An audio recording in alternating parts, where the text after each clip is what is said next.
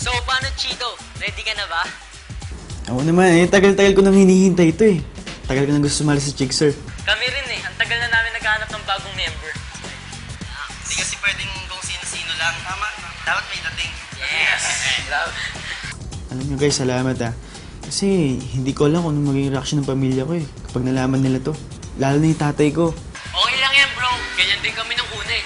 Lalo na nalalaman ng magulang namin, mas sinuportahan nila kami. Kaya kami lalo na expert. Di ba, boys? Tama! Sana ganyan din mangyari sa akin. Aha! Sinasabi ko na nga ba, nagwe-webcam ka, umamin ka. Huling-huli ka, huling-huli ka! Oo nga po. Sino yung ka-webcam mo? Chickser po. Chicksel? Chicksel? Pambihira, hindi ka pa nakontento sa mga chicks mo. Nag-chicksel ka pa sa internet. Baka pag nalaman ng nanay mo kung sinasabi ko sa'yo, Chick. Tay, busy sabi mo eh. Anong iba? Pakita mo sa akin yung chicksel na yan. Hindi iba yan. Pareho yan. Sinasabi ko sa'yo, Hi po, Sir Pepito! pare-parehong lalaki yan ah. Sino ba kayo? Ako nga po pala si B-Boy Cabigon. Ako naman po si Clarence, si John J. Villaferte. Ako po si Lisis Webasa, kaibigan po ako ni Chito. Ako po si Rans, guys. Owi Posadas po.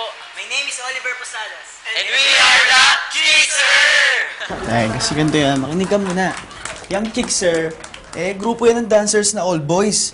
Matagal ko nang gusto sumali sa kanila eh, kaya, yun. Pinilit ko mag-audition sa kanila. Sinuwerte naman, kaya, yun. Kasali na ako. Sila ba yung kausap mo nito nakaraan?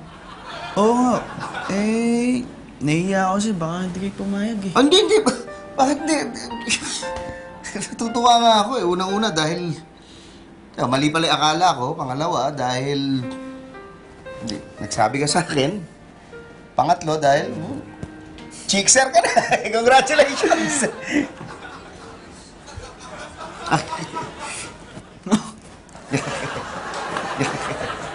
So, anong plano nyo, ha? Ano ba ginagawa nyo?